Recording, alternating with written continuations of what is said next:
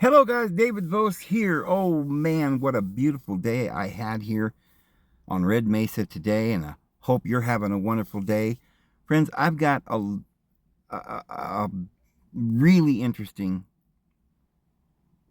uh, video that I think you will enjoy, but I want to say this up front. If you aren't really searching for some really deep information, you will probably hear some of this, and it may sound a little boring. We're going to be doing some reading in some of the book of Joshua and Judges, and it could be a little tedious. So for those who aren't really seeking some deep truth that you may not even have ever understood or heard before, then it's probably be a little boring. But I just encourage you to listen carefully, watch it when you got time to listen, and follow along with me, because we're going to blow your mind. Now, I want to start off talking and read a little bit from the book of Joshua and Judges, and we're going to get into some stuff about Gideon and Abimelech and the true priesthood. A lot of you know a little bit about the Melchizedek priesthood, but there's a lot more that we haven't heard. And so we're going to talk about Gideon, and we're going to trace this priesthood back and see what it really is. And what does Abimelech have to do with anything? And the Canaanites, right? We've talked a little bit about this, but I want to put some of this together and thread this needle for us today. So let me start here. So I want to take you to Joshua chapter 15. This is the territory of Judah. This then was the lot of the tribe of the children of Judah by their families, even to the border of Edom. Now, we don't know where any of this is. Today, they tell us that Edom is Saudi Arabia, basically, and Judah was around Palestine, the modern Palestine. But get that out of your mind. They're lying, and we've proven that. We have proven beyond a doubt that Jerusalem was at Heliopolis. We've done that in other videos, and I'm not going to go over that too much today. But let's just start from there. And let's see if where they describe Judah's land could possibly be in Palestine.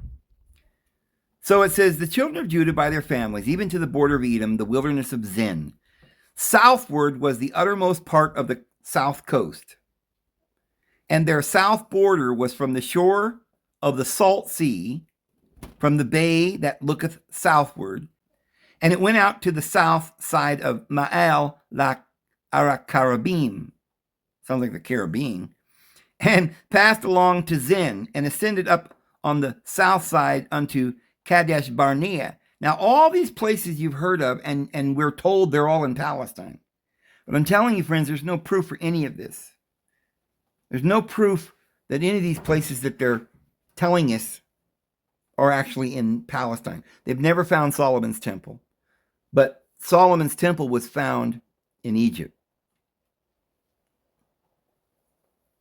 So we'll go down through here and we look at all these areas. It says, verse 4, from thence it passed towards Asmon and went out unto the river of Egypt. Okay, if they're up in Palestine or in the Negev or wherever they were, there's no way they could go unto the river of Egypt. The river of Egypt is far south of the Negev, all the way down into Egypt, and goes all the way to Lake Victoria in Africa. But let's go on. And the east border was the Salt Sea. Now, of course, you say, oh, the Salt Sea, that's down there in Palestine. Well, that's not necessarily a name for that particular body of water. They renamed it. We don't know where this particular Salt Sea was. Even unto the land or the end of Jordan. Let's look at that. So it says, and the border was east sea the salt. Okay. It's not saying that it's the name of the sea, but the word yam is water, and so it's salty water. It's not necessarily the Salt Sea. As far as and we already looked that word up, meaning along, all the way along, or beyond. And then they say the mouth of the Jordan. But the word mouth is not the word mouth. Look at this. End, extremity. Now, the mouth is the beginning of a river. The mouth of the Jordan would be all the way up, in Syria. But it's not talking about the mouth of the river. It's talking about the extremity or the end of a staff. It's talking about like the end of a staff or the end of a river. So, if their land goes to a salty sea or a salty ocean, all along to the extremity or the end of the Jordan, then it literally, they had land down in Egypt that would extend to the bottom where the Jordan begins. So that's not a clear way to understand where this area was. But we do know that wherever it was, it went all the way to the river Nile, and perhaps all the way along the river Nile, or even beyond the river Nile. You could interpret it any of those ways. So, and their east border was the Salt Sea. Now that's their eastern border, and it went all the way to the Nile. So we don't know what sea or salty ocean is talking about. It could be talking about the Indian Ocean. And the eastern border was the salty ocean, even unto the end of Jordan, the extremity, or the bottom of the Jordan River. And their border in the north quarter was from the bay of the sea at the uttermost part of the Jordan. Same word, the end or the extremity of the Jordan. And the border went up to Beth Hoglah and passed along the north of Bethar Abba, and the border went up to the stone of Bohan and the son of Reuben, and the border went up towards Debir from the valley of Achor, and so it went northward. So here's Reuben that's north of the Jordan area, maybe up in Palestine or even up in Syria. These are vague descriptions, and they're using words that we don't know some of these words today. So then it says, the valley of Achor, and so northward, looking toward Gilgal. Well, remember, Gilgal means the wheel. So we're talking about the circuit. So it's under the circuit, around Cairo, the northern circuit. And this goes on and on and on with different words and stuff that we wouldn't be able to understand much. So that was the portion that Judah got. Now this is the one son of Judah, who is Caleb. And unto Caleb the son of Jephunneh he gave a part among the children of Judah, according to the commandment of the Lord to Joshua, even the city of Arba, the father of Anak, which is the city of Hebron. Now I've been saying for years that Hebron is the Kiriath Arba, or Kiriath meaning city of Arba, which means the four, which I believe are the four great pyramids. There are three of them that remain. They removed the one that used to be there at Cairo to build the modern Cairo. But there used to be four great pyramids. And they were tombs of the great, that's why they call it Golgotha. Probably Adam was born there and all the patriarchs. And it calls him the father of Anak, which city is in Hebron. Well, Anak, we're not sure who that is, but of course this is where we get the Anunnaki and the children called the Anakim, or the plural, the children of Anak. Now, the Islamic tradition says that Anak was a woman, and she was, I guess, Cain's sister or his wife. That fits a little bit with what I was saying. I don't think we would be able to go all the way back to Cain, because that's thousands of years before Noah in the days that we're talking. But it could be a lineage of Cain or the Canaanites that came from the woman, or Naamah, or the original woman of Cain, they liken her to some kind of like a Lilith that Cain had relations with in the land of Nod where he wandered, some kind of tradition like that. But either way, it's kind of the Canaanite line. Now, the Greeks also had a woman that they talk about that has a similar kind of sound. It's the Anactorians. It may be a different way of spelling the Anagoria, which again is some kind of woman that had these weird individuals that lived in ancient Greece and they were fighting and warring with. We're not too sure about all that. But it does look as though the Anakim, or the sons of Anak, were some kind of giants, physical brute strength. We know in the Greek mythology we've got the 100-handed ones and the titans with 6 fingers, 6 toes and stuff. It goes back to some story to explain something real.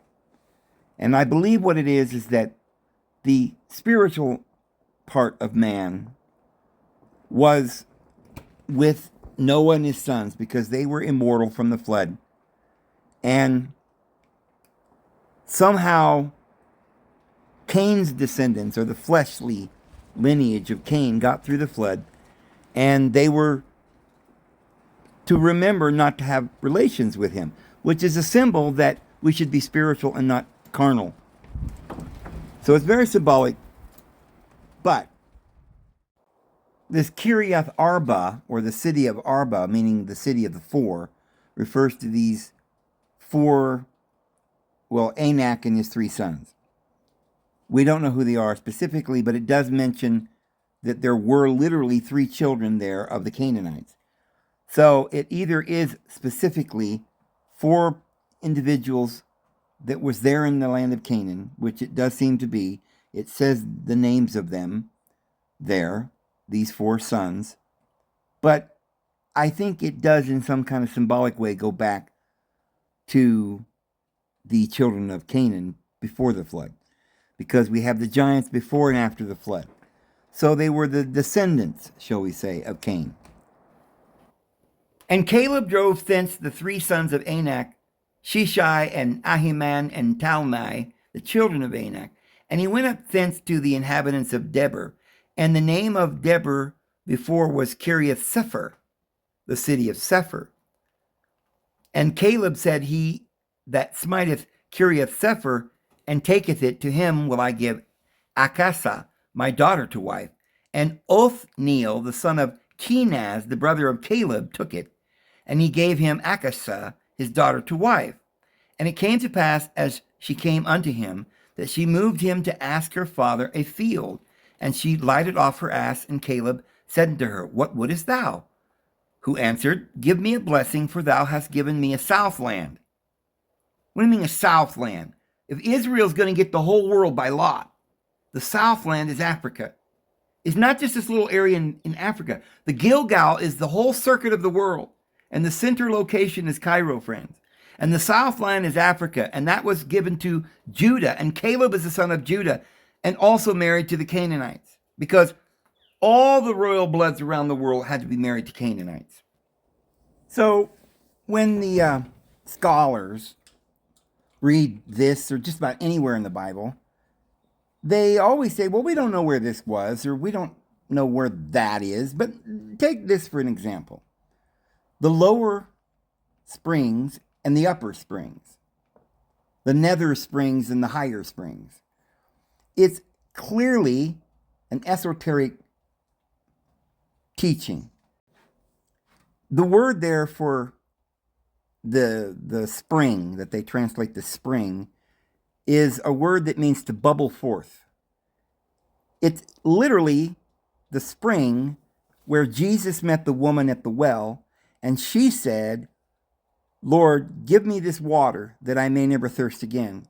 And he says, I will give you living waters, bubbling up, springing up, some translate. It's the same thought, unto eternal life.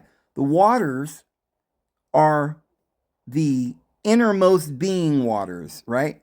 The nether waters and the higher waters. So we have earthly waters and we have spiritual waters. We have the carnal, we have the spiritual, the flesh and the spirit. Now, in an esoteric sense, this is talking about mankind and the higher spiritual realms and the physical earthly realms that we live in, material. This is the same story that we read in the Greek mythologies, the same characters talking about the same spiritual and physical things. Both of these guys got dragons and beasts and lands and bubbling waters and, kings that are warriors and so forth, and battles. It's all exactly the same story. It's the story written in the stars. But to the Judeans were given the oracles, meaning they were to preserve some writings that gave a history back to Adam, intact. Now, you got basically the same history with the Sumerians, Babylonians, and all the others. And they all add parts to the story.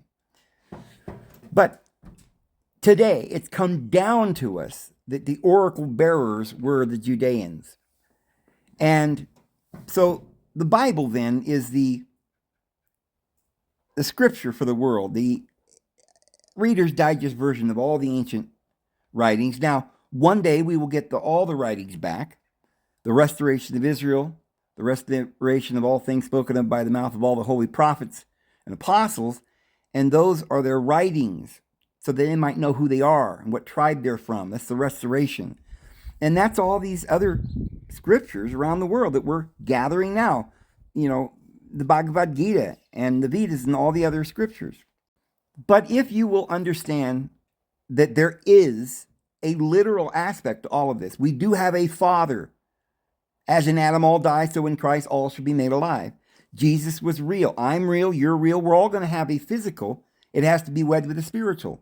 And on earth, there is a literal history. And so where were these events? Well, this is the well of Samaria, where the woman was, the Canaanite woman there at the well was a Samaritan woman. So she's at Shechem. That's the capital of Samaria. And she was talking about this mountain or that mountain. See, there's two mountains. And Jesus didn't say, oh, your mountain's terrible, our mountain's better. He said, neither in this mountain nor in that mountain. But there's going to be a well springing up into eternal life. That is the meaning, the esoteric meaning of this verse. But there is a literal upper springs and a literal lower spring. But no one's ever said they know where this is in Palestine. Palestine has Galilee. That's not a spring. They have the Dead Sea. They have this kind of thing. The Sea of Tiberias. They get the Mediterranean. But that's not what this is talking about. First of all, it's the land of the south. So now in modern Israel, they say, oh, that's the land called the Negev. That's just the Hebrew word for the south. They're making it up. We're talking about the world. This is just like in Greek mythology. Zeus got the heavens, Hades got hell, and Poseidon got the sea. So this is the distribution of the land by lot. And the 12 tribes are all the tribes. And the 70 souls came out of the loins of Jacob. All the nations. A great mixed multitude came up with the 144,000. The Sanhedrin is to rule the entire world, every nation, 72 nations, sometimes rounded off to 70. But this is the whole world that we're talking about. It's a parable about how the Lord made the heavens and the earth and the sea. And so each of these tribes got different parts of the puzzle. Joseph got the spiritual blessing. Judah gets the physical, the scepter on earth. So Judah and Ephraim had a border together. And at that border was Bethel, or the house of El. And a mile and a half from there was Jerusalem. So Jerusalem was the Judea capital. Bethel was the 10 tribes capital. Bethel is also Shechem. and this is where the well was. And this is the geographical center of the entire world, right in the middle of the Gilgal, or the wheel of the nations all around. The Galilee of the nations, right? The other nations go around the peripheral, and the 10 tribes were scattered on the circuit, the mountains of Israel, plural, the center of which is where Cairo today is, or the Great Pyramid of Giza, Heliopolis. It's the center of the world, center of the whole globe. And this is where the two springs spring up from your innermost being, one to feed the lower and one to feed the higher.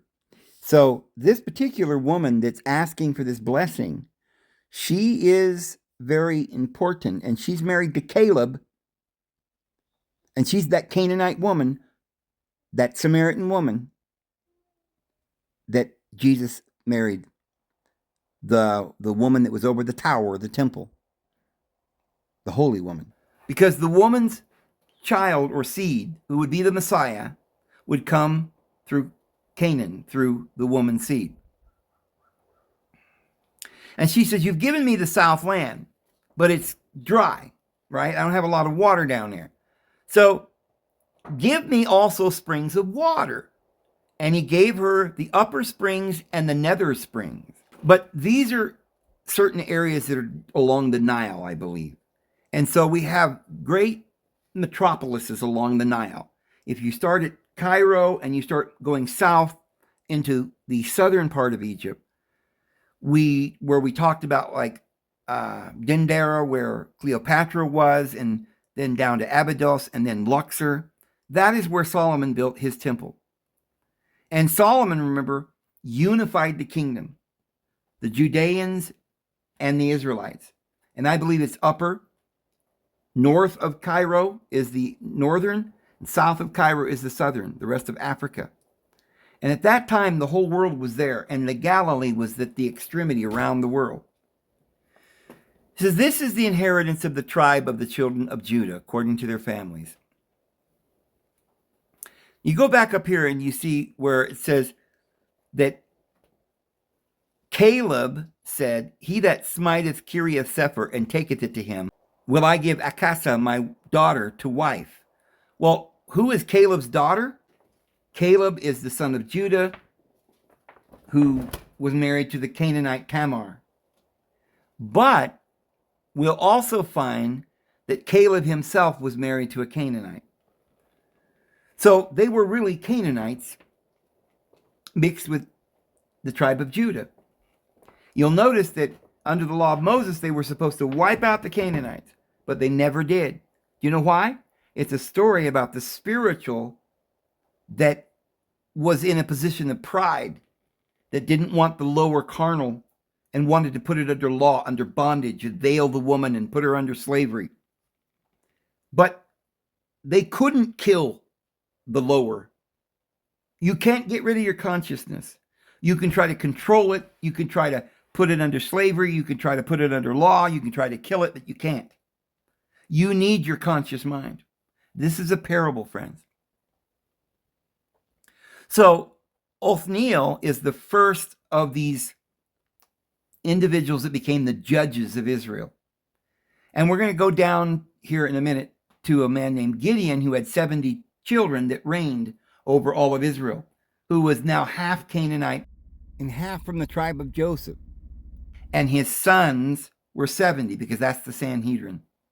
And then we'll find that one of the sons, who was a Canaanite, his name was Abimelech, remember, father Molech, murdered the other 70 and became king. And this is very symbolic and very interesting, and we'll get into that.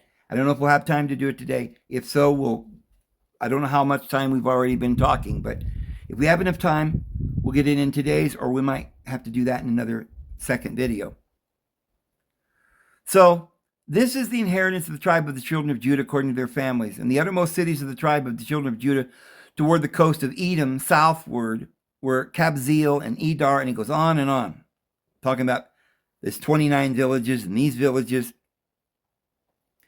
But it also mentions here in verse 47, and Ashdod with her towns and her villages, Gaza with her towns and her villages, unto the river of Egypt, which is the great Nile, and the great ocean and the border thereof. We don't know what ocean. So, these are all these children of Judah. And it says, as for the Jebusites, the inhabitants of the Jerusalem, the children of Judah could not drive them out. But the Jebusites dwell with the children of Judah at Jerusalem unto this day. You see, the spirit cannot get rid of the flesh, and the flesh cannot get rid of the spirit. All they can do is be at enmity, right? One with another, just like Esau and Jacob became enemies, though they were brothers. The next chapter. The lot of the children of Joseph fell from Jordan by Jericho unto the waters of Jericho on the east, to the wilderness that goeth up from Jericho throughout Mount Bethel, and goeth out from Bethel to Luz. Now remember, Luz, Bethel, we have proven in other videos, is Cairo. And that's the line between north and south. And so the northern people worshiped there in Jerusalem and Bethel at the border between Judah and Ephraim. The southern tribes were Judah, and that's Africa. The northern tribes was from Cairo north up into Palestine. And so Joseph got the northern areas, and he ended up following the east wind, which goes west to the extremity of the earth, and became a multitude of nations.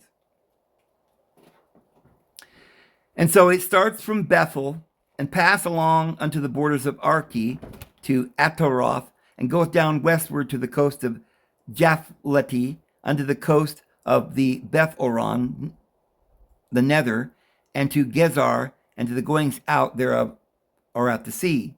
So the children of Joseph, Manasseh, and Ephraim took their inheritance. And the borders of the children of Ephraim, according to their families, was this. Even the border of their inheritance on the east side was Adaratadar unto Beth-horodon, the upper, and the border went out toward the sea to Michmatah on the north side, and to the border went out toward east Tanath-Shilai. And the border went about eastward unto Tanath-Shiloh, and passed by it on the east to Janahah. And it went down from Janahah to Ataroth, and to the Narath, and came to Jericho, and went out at Jordan. The border went out from, so it's up there in Palestine where the Jordan was. And the border went out from Tappuah westward under the river Cana, and the goings out thereof were at the sea. Yeah, Cana, remember where the wedding was? Galilee, or the extremity, the circuit in the northern area where the nations were at the circuit. Because if you're going and you're starting from Egypt, then all the nations are north, east, and west above you. And this is the inheritance of the tribe of the children of Ephraim by their families, and the separate cities for the children of Ephraim were among the inheritance of the children of Manasseh, and all the cities with their villages. And they drove not out the Canaanites that dwelt in Gezer, but the Canaanites dwell among the Ephraimites unto this day, and serve under tribute. Okay, there were Canaanites up in Philistia. We know where they're at, up into Syria, and these were the Canaanites. There were also a lot for the tribe of Manasseh, for he was the firstborn of Joseph, to wit, for Machir, the firstborn of Manasseh, the father of Gilead, because he was a man of war. Therefore he had Gilead and Bashan. Well, Bashan is the mountains by Hermon, up in Syria, friends. This is way north. There was also a lot for the rest of the children of Manasseh by their families, for the children of Abiezer, and for the children of Helek, and for the children of Asriel, and for the children of Sechem. Now, Sechem is the lowest extremity, where their capital, like Bethel, was by Jerusalem, which is by Cairo. And from there north was their territory. And then down here it tells a story about how Joseph said his land was too narrow. He wanted more land. And Joshua said, well, if your land is too narrow, you can go north and defeat all the nations of the world. Right? Expand your borders and defeat the Canaanites and conquer the world. So we keep going until we get to Judges chapter 8. And we get to Gideon. Now remember, we've got Othniel, and Deborah and certain of these judges that kept reigning until we get down to Gideon. And they were all descendants then. They had the higher priesthood. And we'll see that here in a minute. This was the higher priesthood that was joined with the Canaanites. At this time, the children of Israel were worshiping the Queen of Heaven. They were not under the influence of Judah and the law. Even though there were those who were following that lower law and that carnal commandments and those concepts of murdering all the Canaanites and putting everybody under law, they weren't all doing that. There was two opinions. There was the Israelites in the north that didn't believe in that.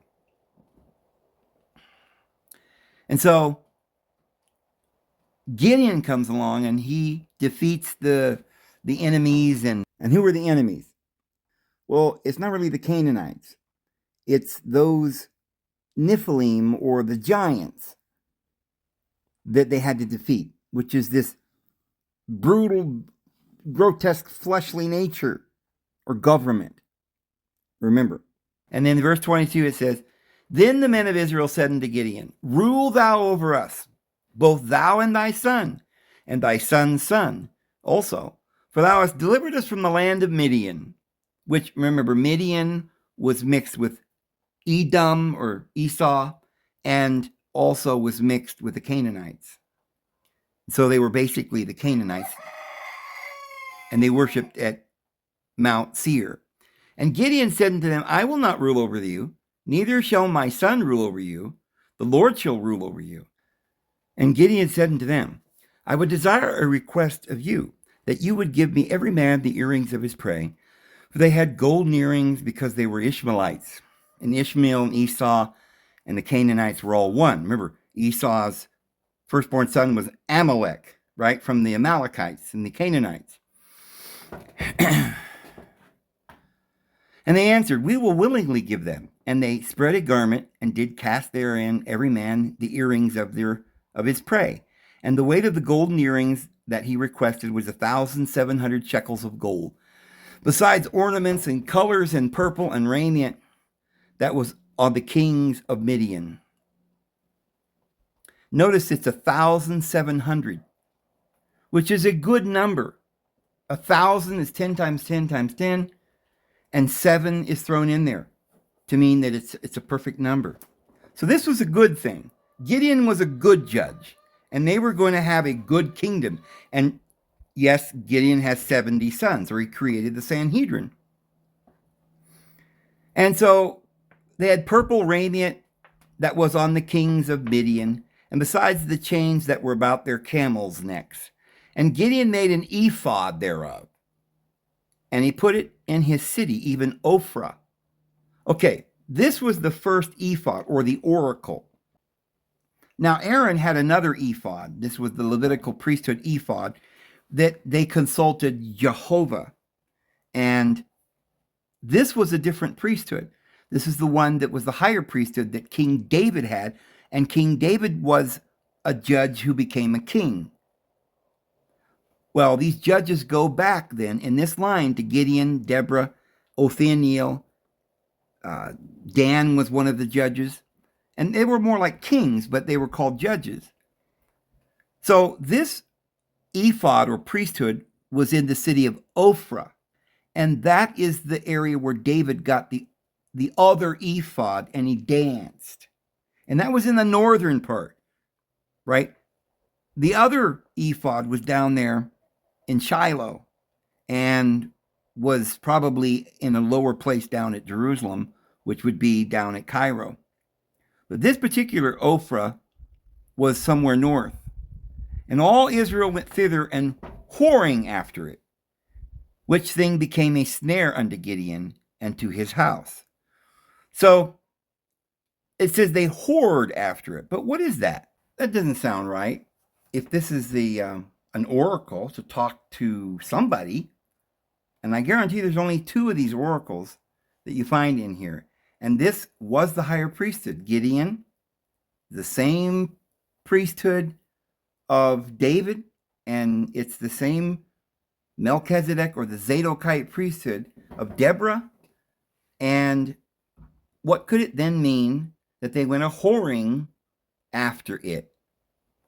Well, according to the law of Moses, if you didn't worship Yahweh because you were wed to him, you were bound to Yahweh, your owner. If you followed another religion, you were a spiritual idolater. You were unfaithful to Yahweh.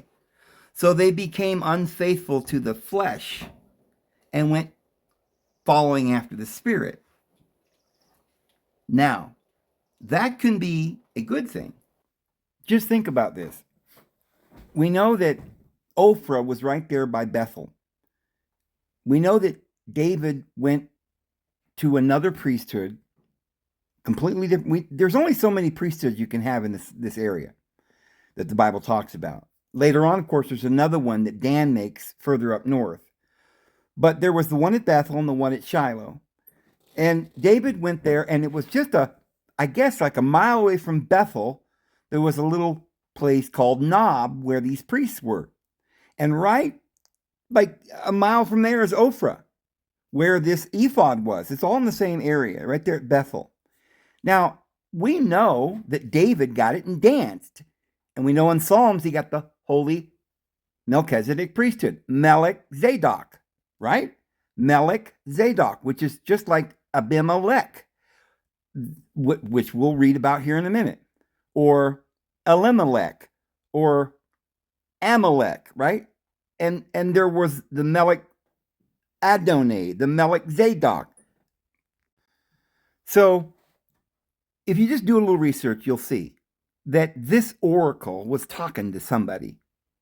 And you see that Saul was using the oracle at Shiloh to talk to Yahweh. And then Yahweh wouldn't talk to him anymore because Elohim was favoring David. David was up north at Bethel. And so later on, Elijah, who was at Bethel with the school of the prophets, there was a famine and so forth, and he went all the way up into Syria at Baalbek, defeated the Baal worship, and made the temple there that today we call Dionysus, which is the Greek way of saying El Isa, or Elisha, his disciple. And these were the Eleusinian mysteries. Well, that priesthood, Jesus said that there were no widows in Israel. Why did Elijah go to Zarephath, or the Beth house of Zerah? Were there no widows? I mean, the widow, her son died. The widow is a covenant relationship who had no more covenant because her son died. But Elijah goes up there and raises it up. Jesus went to the widow of Nain, raised it up, same place.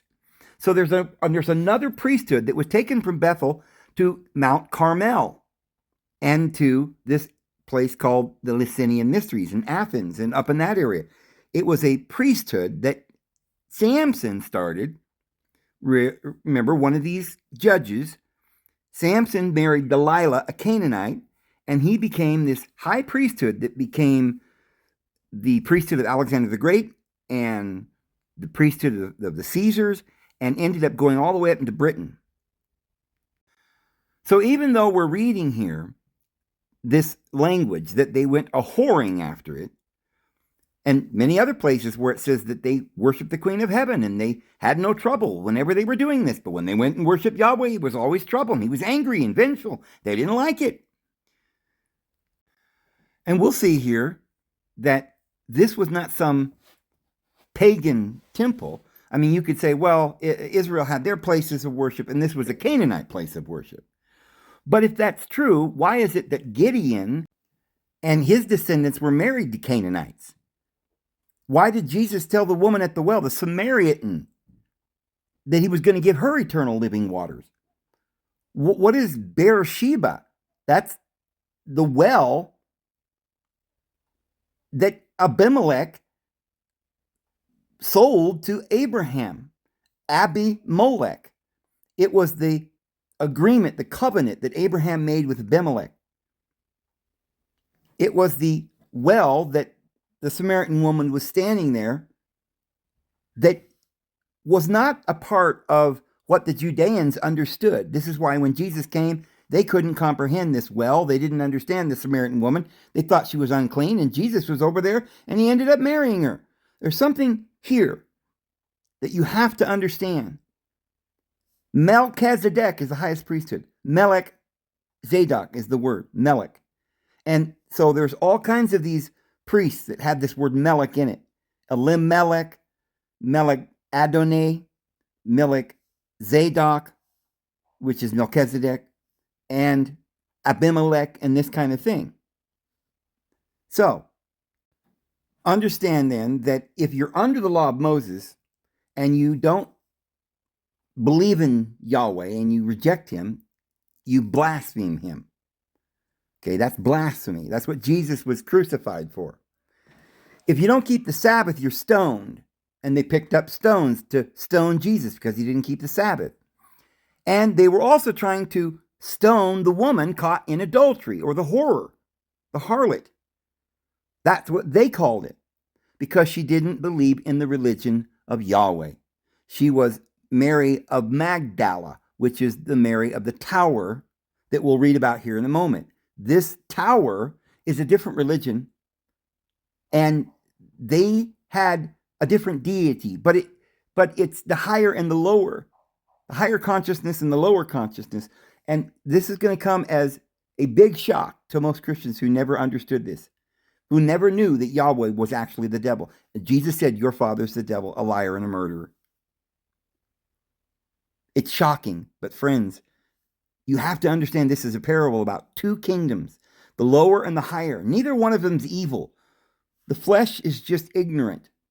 I am Lord and there is none else. He's just blind. It's the flesh. We've got to redeem that woman and marry her as Jesus did. But in those days, they were really seeking the flesh. They were under the law. They had war. They were trying to murder all the Canaanites. Well, that's something Yahweh wanted them to do. It was Yahweh who didn't like what they were doing. And we find out in Hosea and different places of the Bible that Israel was saying, back when we weren't serving Yahweh, we were pouring out our drink offerings unto the Queen of Heaven, we had no problems. We were at rest, we were at peace, we were happy. But when Yahweh took over and we were bound under him, he became a hard taskmaster, and we don't want that. We want to go back to the way it was. We want to worship the Queen of Heaven. Well, for Yahweh, that was adultery. Well, is adultery a bad thing or a good thing? Adultery means you're a slave and you run away. Jesus caught the woman caught in adultery, and he said, I don't condemn you. And then Jesus married her. I know, because that, again, is the Canaanite Tamar, the high priestess there of the Canaanites that Jesus wed. So they didn't believe in the same laws. Now, I'll keep going here. Thus was Midian subdued before the children of Israel. So they lifted him up, so that they lifted up their heads no more. And the country was in quietness for 40 years in the days of Gideon. See, while they worshipped this other deity through an oracle that was set up by Gideon, they had no more problems, and there was peace for 40 years. And Jerubbaal, the son of Joash, remember, he names his son Jerubbaal, went out and dwelt in his own house. And Gideon had 70 sons. That's 70. Remember, they round that off sometimes. Sometimes they'll say 72. So the Sanhedrin had 72, which was the one for every one of the nations. In this case, they rounded off to 70, which they do often. And they were sons of his own body begotten. For he had many wives. Well, remember, Solomon had many wives. Why? Because he wanted to unify the world. His wives were other nations and tribes. And therefore, there would be royal bloodlines that would go from the king to the other wives of the Canaanites and all the nations. It would marry one of the women from each nation so they could unify the world. And this is why they had 70 sons, because each son was a child of a different nation, and this was going to be the ruler of that nation of Gentiles. So it was the Sanhedrin that would rule over the world. And remember, Jesus chose 12, one for each of the 12 tribes, and 72 also. So Jesus chose 72 from every nation. They weren't Jewish. Wow! Why don't people understand this? So he had 70 sons. That was in Shechem. Well, that's the Canaanite city. Why was Gideon, who had no more problems and was at peace, why did he set up a Sanhedrin in Shechem? Well, Shechem is Heliopolis, which is Jerusalem. But at that time, they didn't call it Jerusalem. King David hadn't conquered it and renamed it or whatever. But it says his concubine was in Shechem. He was married to one particular woman who was a Canaanite, and she lived at Shechem. She also bare him a son whose name he called Abimelech. Again, Abi means father or my father, and Molech, that's the word, Melech, Molech, my father Molech. And this was a title. I don't know if anyone of the Canaanites was actually named Abimelech, but the king was always named Abimelech, which is why when Esau married the Canaanite, his firstborn son, who would be the king after Esau died, was called Abimelech. So we keep going. It says, and Gideon, the son of Joash, died. See, Joash is Gideon's father. Gideon was his son. So Jerubbaal, the son of Joash, is actually Gideon. He was actually named after Baal. Now, remember, in the book of Hebrews in our New Testament, it says that Gideon is a faithful witness, a faithful person, one to follow his example, who looked for omens and was a diviner, and had a Sanhedrin and married a Canaanite. I know.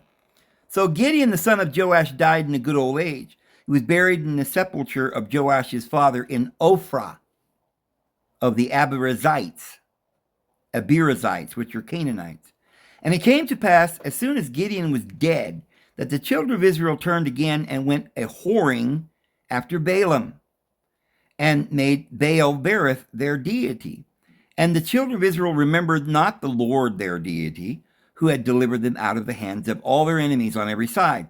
Neither showed they kindness to the house of Jerubbaal, namely Gideon.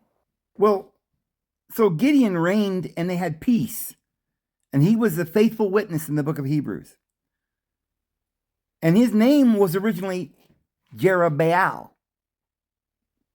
And he had this ephod and a different priesthood. But after he died, then the people began to not show kindness to the house of Jerubbaal, or namely Gideon, according to the goodness which he had showed unto them. So that worship, that priesthood that he had, where he was originally named Baal, it was good. It was goodness, but they didn't respect that goodness according to all the goodness which he had showed unto them. Chapter 9. And Abimelech, the son of Jerubbaal, or the son of Gideon, went to Shechem, which is Heliopolis, a.k.a. Jerusalem, Bethel, and unto his mother's brethren, who is his mother? Tamar the Canaanite, Shechem, right? Asenath, and communed with them, and with all the family of the house of his mother's father, saying, Speak, I pray you, in the ears of all the men of Shechem, whether is better for you, either that all the sons of Jerubbaal, which are 70 persons, in other words, the Sanhedrin, why don't you think it over whether or not you want the Sanhedrin to reign over you? The children of the priesthood of Gideon of Jerubbaal, right? Jerusalem was of the Jebusites, which is these Canaanites. It was originally Shechem. And he says, they got a Sanhedrin of 70. You can have that priesthood of Gideon and his 70 to rule over you and reign over you. Or that one reign over you, that one being him, Abimelech, right? The king of the Canaanites, no Sanhedrin. And his mother and his brethren spake of him in the ears of all the men of the Shechem, all these words, and their hearts inclined to follow Abimelech. For they said, he is our brother. He's our brother. But he's a son of Gideon. He's got the higher priesthood. He's a Canaanite. Yahweh don't like the Canaanites. He don't like their priesthood. And they gave him 70 pieces of silver out of the house of Baal-berith.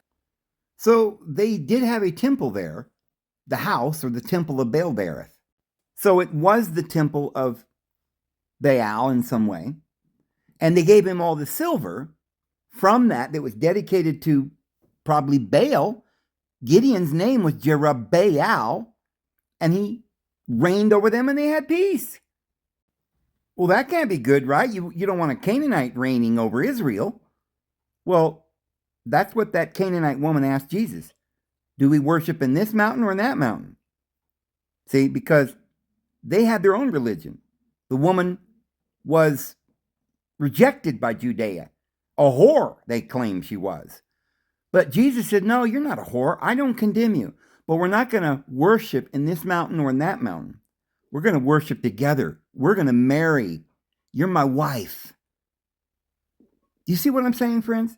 You've got to unify the kingdom, just as Gideon did, just as Solomon, and just as Jesus did. Neither this one or that one alone, but together. And he's the one that married the 70 wives and had the 70 children to reign in peace over the world. And so Abimelech comes, and we'll see that he murders the whole 72, the whole Sanhedrin. And then he wants to reign over them all by himself. He wants to destroy what Gideon had already done. And he went to his father's or his mother's father and their house, the Canaanites, and he said, hey, you don't want all these 72. Why don't you let me, because I'm your brother. I'm Abimelech, right? My mother's a Canaanite. I'm your brother. Let me reign supreme over all of you. And I'll take from the Canaanite temple and I'll dedicate that and make a new temple. Well, look, how many temples can you make? Obviously, his heart wasn't right. He's murdering people. But his name is Father Molech. You see, this goes back and forth. You've got the spiritual reigning, and then you've got the physical reigning. You got the physical, then you got the spiritual. And it goes back and forth. But there has to be a unity. This is why Gideon married them.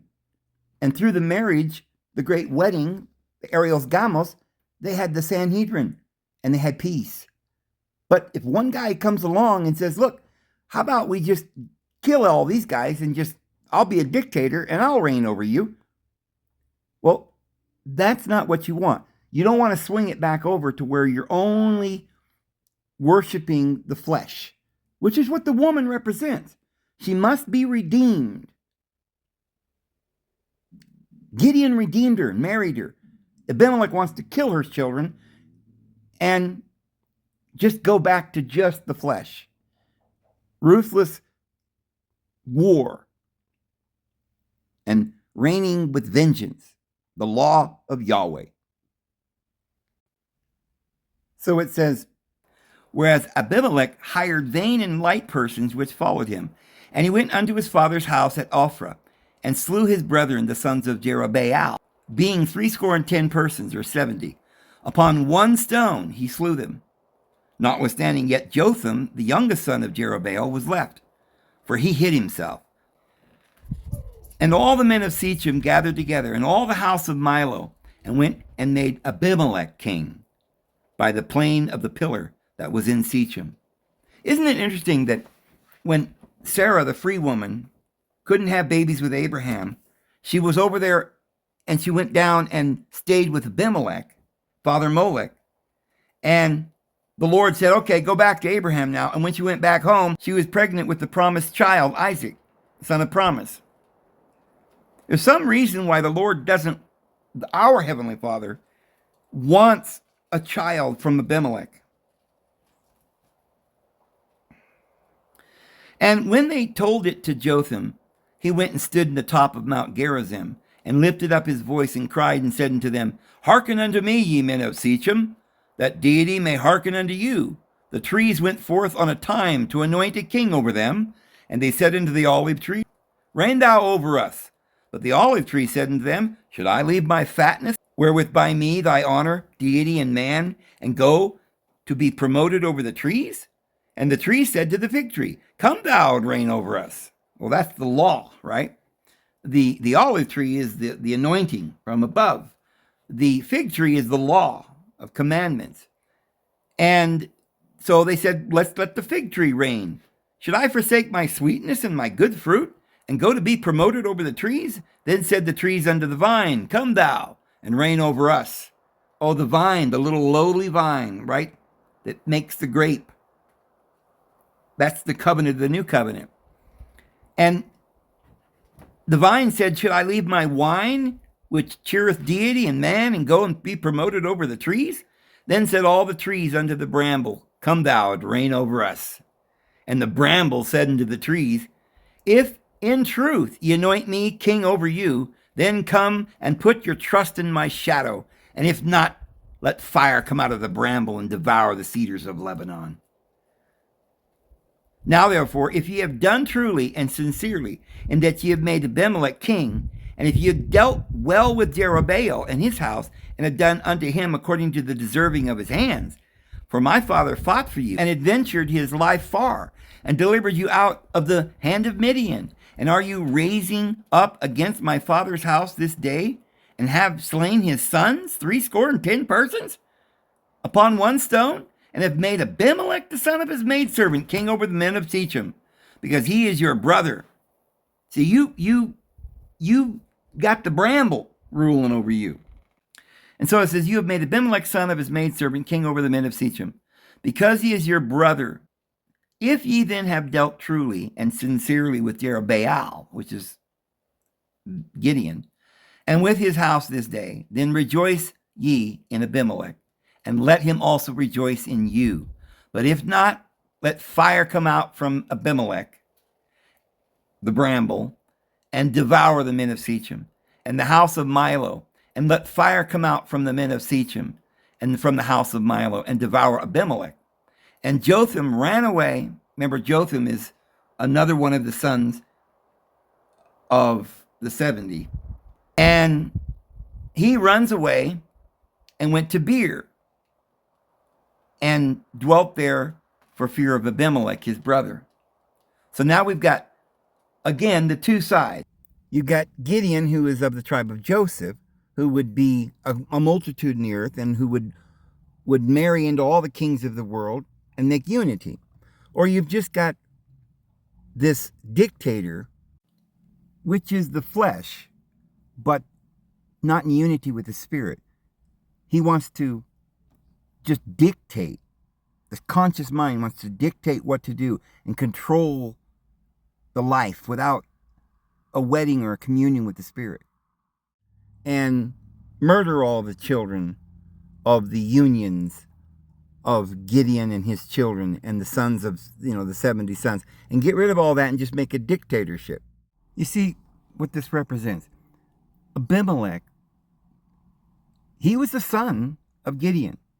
So he had both sides. But he went to get support from his Canaanite people and wanted to murder all his brothers. So the Canaanite was the woman, and she was the conscious mind. And she has to be redeemed. She needs to have the wedding with the spiritual mind. So you can't just do it with just the carnal mind. You've got to have the wedding. You've got to have the wedding that Gideon made and Jesus made with Mary Magdalene. You've got to bring the flesh and the spirit together. And you see, this is exactly what Judah did. Now, this Gideon was of Joseph's line. And then we got the Canaanite line, Abimelech. But Judah also married the Canaanite line, but wanted to put her under the law and control her. And that doesn't work either. So the law is something that brought the woman into bondage to control her. So a Christian would read this with their Christian earmuffs on, or their little veil or something over their eyes, like the Apostle Paul says, and they wouldn't try to understand any of this or any of the esoteric meaning here. They think, well, Abimelech's bad. Abimelech's bad. He's killing people. He's a bad guy. He wanted to create false worship. But here's the thing. He was the son of Gideon, a faithful witness in the book of Hebrews, someone we're supposed to look up to, an example, a follower of the Lord. So there is Gideon, who's good, who has an ephod and a different priesthood, and he marries 70 different women of the 70 nations and makes unity. What? I thought only Israel was the chosen. No. Israel is all the world. Joseph got the birthright and the coat of many colors and married Shechem, the Canaanite, and became a mixed multitude and came up. And all the nations then are out of the loins of Jacob.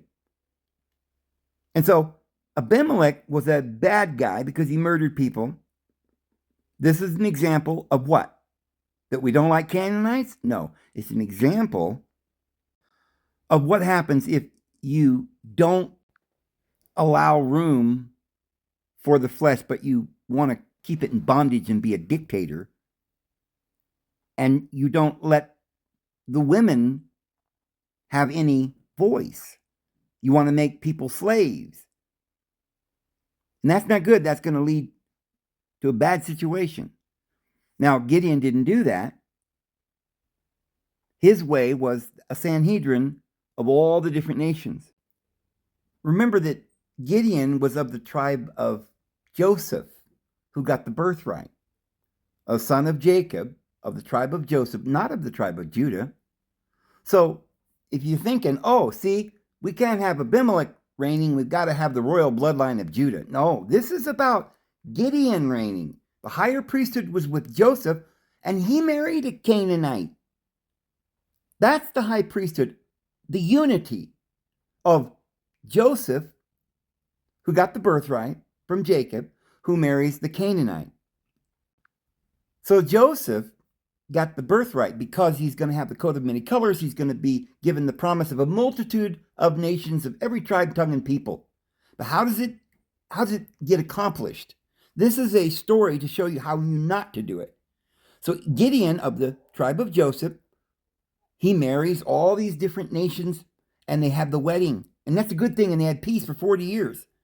And that was not the priesthood at Shiloh, but that's the priesthood of Joseph. But now this other thing with Abimelech, that's something different. That's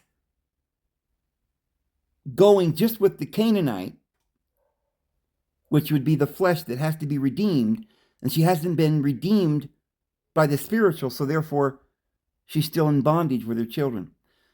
Anyway, I see we're over an hour, friends, and I could go on and on and on with this for hours, and I know there's so many more questions and more, thoughts on this that we could cover, and so we'll do more in this vein. But I think it's a good place for us to stop here. We're over an hour. We'll stop it here, and we'll talk more about this. I'm going to leave it here. I hope you have a wonderful evening. And I hope you're not confused, but I hope this is an enlightening study that we're going through. There's so much that we've got to go through, friends. Don't get discouraged if you're not quite understanding this yet. We're going to go through all the verses, and we're going to show the true esoteric meaning of the Old Testament and kind of put this all together so we can really understand it. So if any of this is confusing so far, don't worry, we've got a lot to cover and it'll all start to make sense. I'm going to go ahead and go. Have a wonderful evening. May the Lord bless you guys. We'll see you tomorrow. Have a good one.